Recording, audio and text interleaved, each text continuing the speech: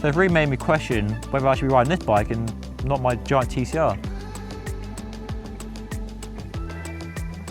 Hello and welcome to Just Ride Bikes. I'm David and this is a brand new 2022 Giant Revolt Advanced, and it is my new long-term gravel bike. Yes, that's right, another long-term bike here on the channel.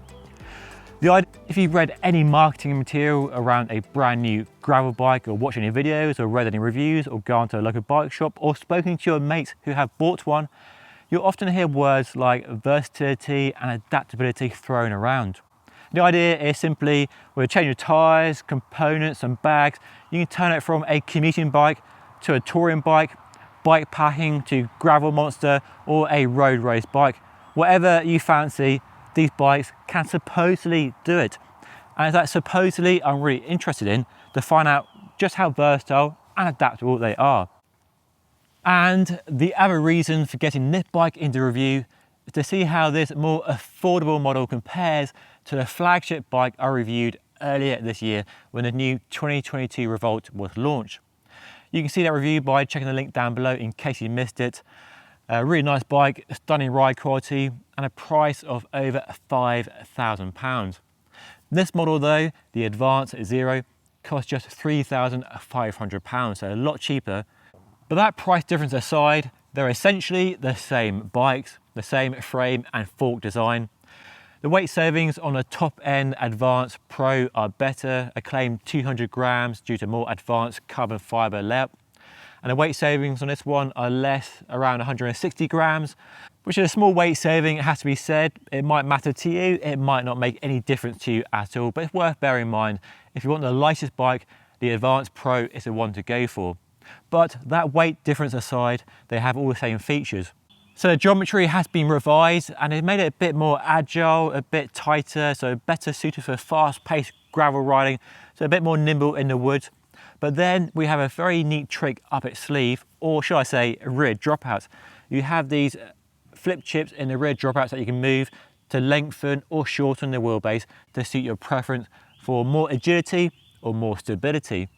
And the other cause of moving the rear wheel forwards or backwards in the dropouts is to increase or decrease the tyre clearance, which at its maximum is a stonking 53 millimeters. So plenty of choice for tyres, narrow or wide, to suit your trails and riding style. That flagship range topping model I reviewed earlier this year had a very nice specification on it, but despite the drop in price, this bike is very well spec'd for the money.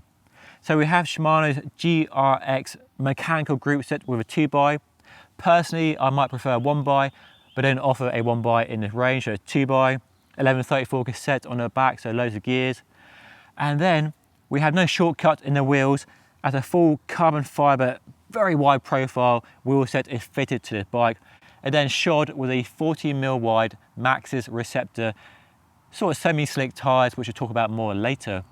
You do get a nice carbon fibre seat post with a D-shaped defused technology, but you can swap it out for a round seat post if, say, somebody wanted to fit a dropper post, because dropper posts are suddenly really popular with roadies, but more on that in a future video. Up front, we have a nice wide flared handlebar, so wider in the drops than the tops, and it's 44 centimeters wide on this size ML, and a very short stem which corresponds with the longer geometry of the top tube, and the stem measures just 80 millimeters on this size ML. So shorter than you might be used to if you're a roadie, but as a mountain biker, that's quite long, but it definitely suits the geometry of this bike, giving that nice reach to the handlebars and the hoods, but giving that extra handling ability in the corners. On my scales, without pedals or any accessories, this bike weighs 8.69 kilograms, which is pretty decent, I think, for a bike like this. So full carbon frame and full carbon wheels and a mechanical group set. There are definitely areas where you could save weight if you wanted to, but not too tardy at all. So far then, I've given you a pretty good overview of this new bike and what it's all about and my plans for it over the next 3 months. And by now, you're probably wondering, how's it ride and perform? And I will tell you in a future video. I know I'm a tease, I'm sorry, but that I reckon, and I hope you'll agree, is plenty of reason to hit that subscribe button down below. So the first ride impression coming up, but I have done some riding on this bike already. because one question I had straight away, and I've had a question lots from you viewers here on Just Ride Bikes, is how does a gravel bike like this with fat slick tyres compare to a road race bike? Can it really get anywhere near the speed of a road race bike? Well, I set out to find out, and the results were quite interesting. So the plan, the route is fairly simple really. Bash up a climb and bash down the other side and see how the bikes compare.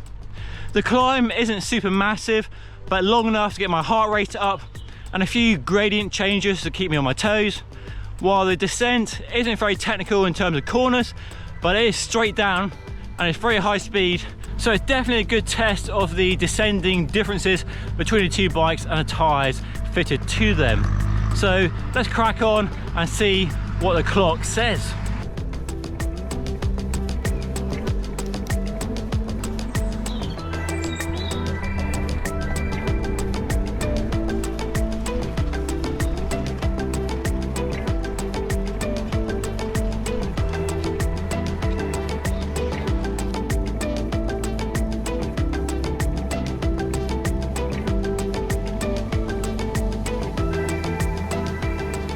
So that was a challenge, fairly simple and a bit of fun, hard work I must admit. But now I'll reveal the results. But before I do, maybe pause the video and let me know which you think would be faster, the gravel bike or the road bike. And then once you've done that in the comment section down below, hit the play button again and I'll reveal the results right now. Really surprising actually, and personally I thought the road bike would be way quicker and the gravel bike wouldn't get anywhere near it. But it was really close. So on a Giant TCR, I completed the course in a time of 13 minutes and 6 seconds. And a Giant Revolt here did it in a time of 13 minutes and 20 seconds. I know, I'm shocked it's so close. I can't believe it really is that close. So for me, the TCR was clearly faster on the climb. It felt easier to ride faster, slightly more stretched aero position, and it's definitely more potential and capability to go even faster on the climb.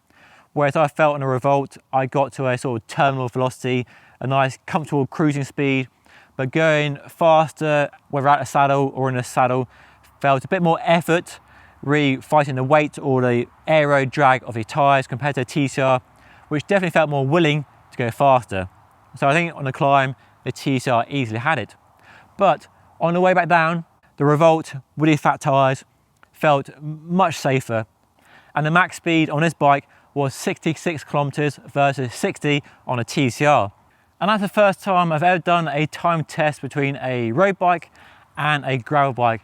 I've done plenty of gravel v mountain bike, and you see a link down below.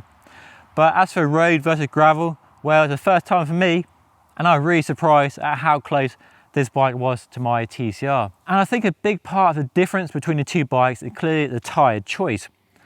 And it really gets to the heart of this issue around tyre size at the moment. And this idea that a bigger tyre like this is slow and heavy compared to a narrow tyre, which is lighter and faster and more aero. But clearly, these tyres and this bike wasn't much slower than a conventional race bike. Admittedly, one with 28, which is becoming conventional, but it's not a 25 or 23, which would be more aero. So it might be different comparisons there. It might be a bigger gulf between the two bikes, but I don't run anything narrower than a 28 on my road bike these days. For a lot of people, wide tyres are perceived to be slower because they feel slower. You don't get so much vibration and feedback through contact points. You're more isolated. You have a smoother, but maybe mushy, soft, wallowy ride compared to that feedback you get through a narrow tyre and it's buzzing around on the road, which feels fast, and feels alive and energetic. But as my testing showed, even though the tyre felt slower, the stopwatch didn't lie and they weren't that much slower. Now I'm sure some of you watching will be saying, why don't you fit a narrow tyre to this bike to make it a fair comparison? And maybe if enough of you say that down below, I can do that in a future video. But for now, I want to test the bike as it came stock with these fat slick tyres to see how this bike in this configuration compared to a typical race bike. So it's really made me question whether I should be riding this bike and not my Giant TCR. So let me know what you think of this comparison down below. And I should add, it's not the most scientific test in the world. I know that there's so many variables to factor in, but it's just my time testing went out against a stopwatch, something you can do at home as well. You can replicate this testing at home yourself. And let me know if you've done any comparison testing between a gravel bike and a road bike by leaving a comment down below. Don't forget to stay tuned for more updates on this Giant Revolt. I think I might change the tyres for something a bit more gravelly and give you a first ride impressions very soon. So make sure you stay tuned for that by hitting that subscribe button down below. But that's all for now. It's a lovely sunny evening, so I might get changed and go for a spin before I head home for dinner.